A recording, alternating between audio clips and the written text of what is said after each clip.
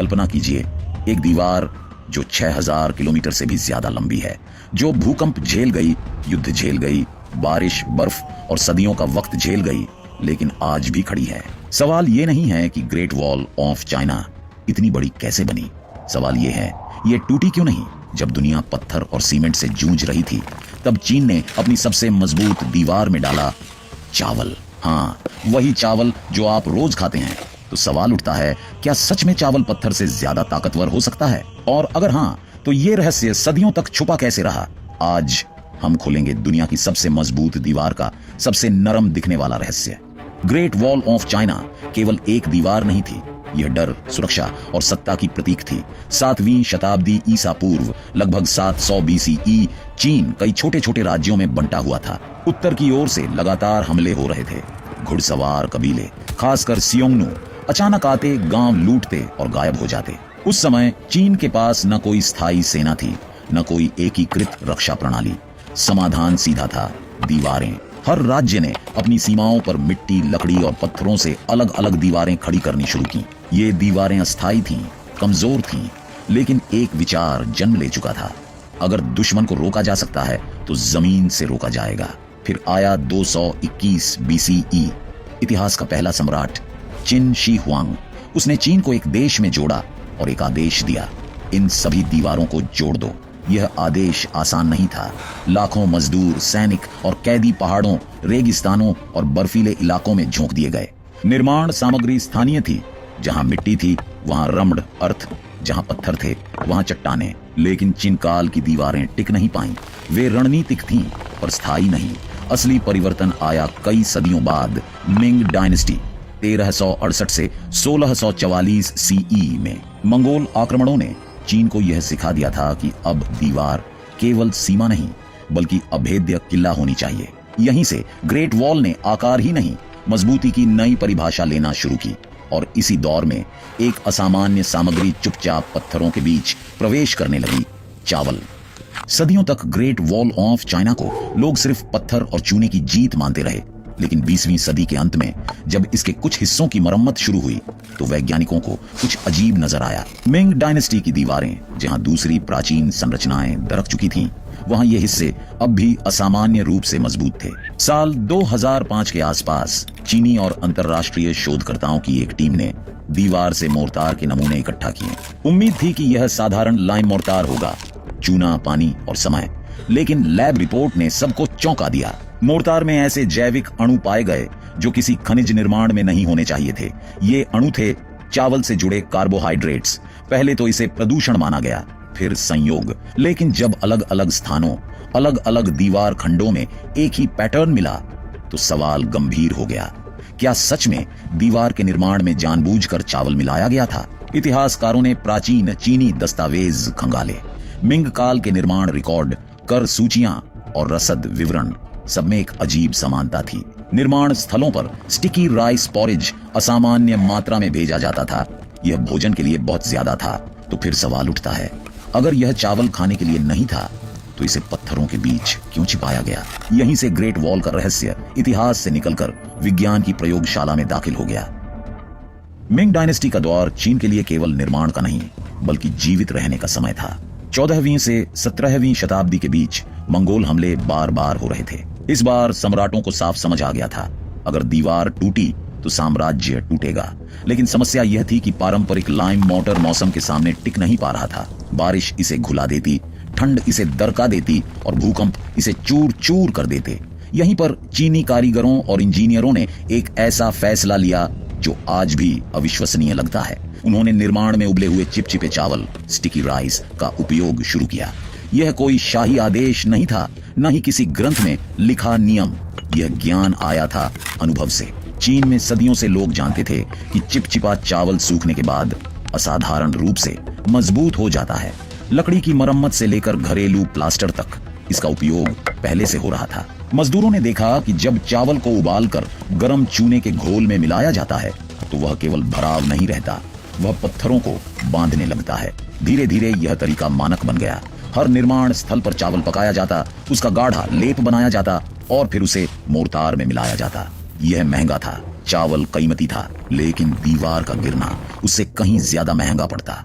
मजदूर नहीं जानते थे कि वे इतिहास रच रहे हैं, वे बस इतना जानते थे, यह दीवार अब पहले से कहीं ज्यादा मजबूत है। और असली वजह अभी सामने आनी बाकी थी।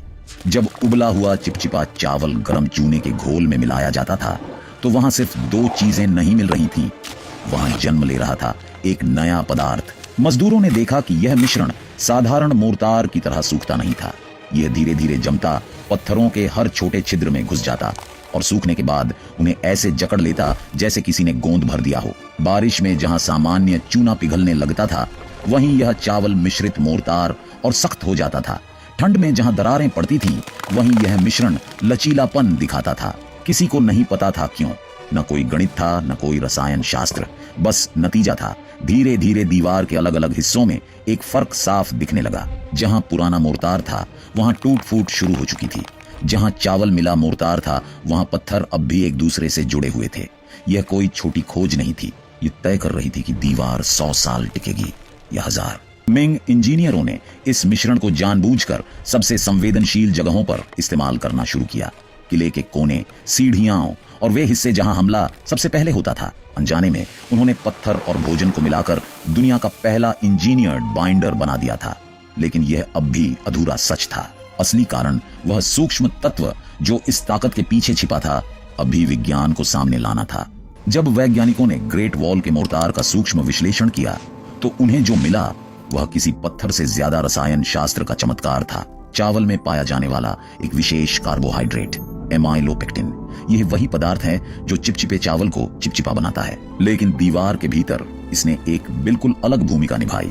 जब एमाइलोपेक्टिन को गर्म चूने कैल्शियम हाइड्रोक्साइड के साथ मिलाया गया तो उसने चूने के क्रिस्टल्स के चारों ओर एक जैविक जाल बना लिया। यह जाल क्रिस्टल्स को टूटने से रोकता, थानवी को भीतर जाने से रोकता था और सूखने के बाद भी लचीलापन बनाए रखता था। साधारण शब्दों में यह मोर्टार को मजबूत भी बनाता था और लचीला भी। आधुनिक परीक्षणों में पाया गया कि स्टिकी राइस मोर्टार की कंप्रेसिव स्ट्रेंथ कई मामलों में आधुनिक प्राकृतिक सीमेंट से भी बेहतर थी। यही कारण था कि भूकंप की ऊर्जा दीवार में समा जाती थी, दरार बनकर फैलती नहीं थी। 2008 के बाद प्रकाशित कई शोधों ने इसे आधिकारिक रूप से घोषित किया।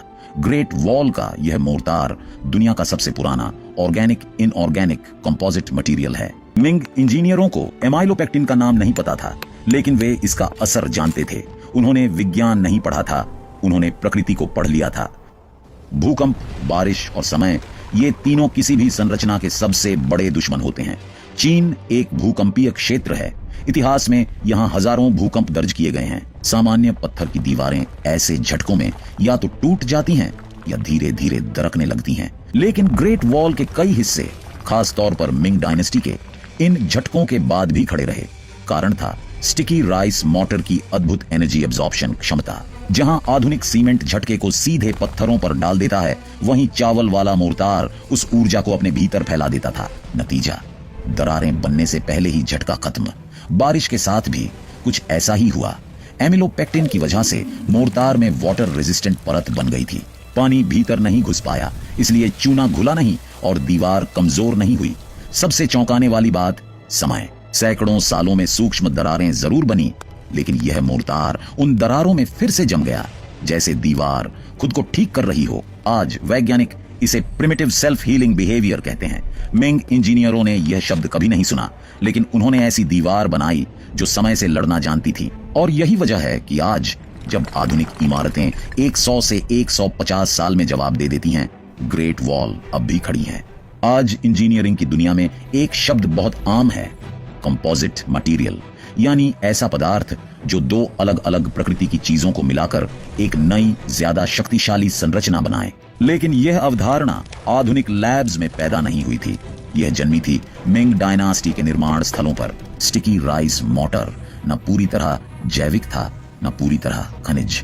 यह चावल के एमाइलोपेक्टिन और चूने के कैल्शियम क्रिस्टल्स का संतुलित मेल था। यही संतुलन इसे अद्वितीय बनाता है। आधुनिक सीमेंट केवल कठोरता पर निर्भर करता है, लेकिन यह मिश्रण कठोरता प्लस लचीलापन प्लस टिकाऊपन तीनों को एक साथ साधता था। इसी वजह से आज भी जब वैज्ञानिक ग्रेट वॉल के मोर्टार की माइक्रोस्ट्रक्चर इमेजिंग करते हैं तो वे उसमें आधुनिक कंपोजिट जैसी लेयर्ड बॉन्डिंग देखते हैं। यह खोज 21वीं सदी में जाकर पूरी तरह समझ में आई। जब दुनिया नैनो टेक्नोलॉजी, बायो मटेरियल्स और इको फ्रेंडली कंस्ट्रक्शन की बात कर रही थी, तब पता चला कि चीन यह सब 600 साल पहले कर चुका था, बिना मशीनों के, बिना रसायन शास्त्र की किताबों के, सिर्फ प्रकृति के अवलोकन से। ग्रेट वॉल सिर्फ एक रक्षा संरचना नहीं रही, वह बन गई मानव इतिहास का सबसे पुराना सस्टेनेबल इंजीनियरिंग मॉडल। और यही कारण है कि आज भी वैज्ञानिक इस प्राचीन दीवार से भविष्य की इमारतें बनाना सीख रहे हैं। इतिहास में सबसे हैरान करने वाली बात यह नहीं है कि ग्रेट वॉल इतनी मजबूत कैसे बनी, बल्कि यह है कि यह तकनीक खो कैसे गई। 1644 सीई में मिंग डायनास्टी का पतन हुआ। राजनीतिक अस्थिरता, युद्ध और सत्ता परिवर्तन के साथ निर्माण परंपराएं भी टूटने लगीं। स्टिकी राइस मोर्टार एक प्रभावी तकनीक थी, लेकिन यह महंगी थी। चावल जनसंख्या के लिए भोजन था, निर्माण सामग्री नहीं। नई सरकारों ने तेज और सस्ते विकल्प चुने। धीरे धीरे यह ज्ञान किताबों में नहीं गया, यह गुरु शिष्य परंपरा में था। और जब कारीगर बिखर गए तो रहस्य भी उनके साथ चला गया। इसके बाद आया औद्योगिक युग। आधुनिक सीमेंट ने दुनिया पर कब्जा कर लिया। तेज निर्माण, कम लागत, लेकिन सीमित उम्र। ग्रेट वॉल का चावल वाला सच पत्थरों के बीच चुपचाप सोता रहा। फिर 21वीं सदी आई, जब वैज्ञानिक इको फ्रेंडली और ड्यूरेबल मटेरियल्स की तलाश में थे। तब उनकी नजर पड़ी एक ऐसी दीवार पर जो 600 साल से बिना किसी मरम्मत के खड़ी थी। जब उन्होंने मोर्टार की परतें खोली तो उन्हें मिला भविष्य का जवाब अतीत में छुपा हुआ।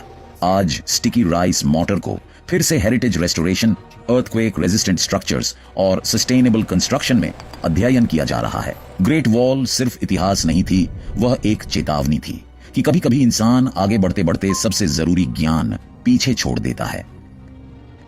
ग्रेट वॉल ऑफ चाइना हमें यह नहीं सिखाती कि इंसान कितना बड़ा निर्माण कर सकता है, वह सिखाती है कि इंसान कितनी गहराई से सोच सकता है। एक साधारण चावल, प्रकृति का ज्ञान और अनुभव से निकला विज्ञान, इन तीनों ने मिलकर समय को चुनौती दे दी। यह दीवार सिर्फ पत्थरों से नहीं बनी, यह बनी थी समझ, धैर्य और प्रकृति के साथ तालमेल से।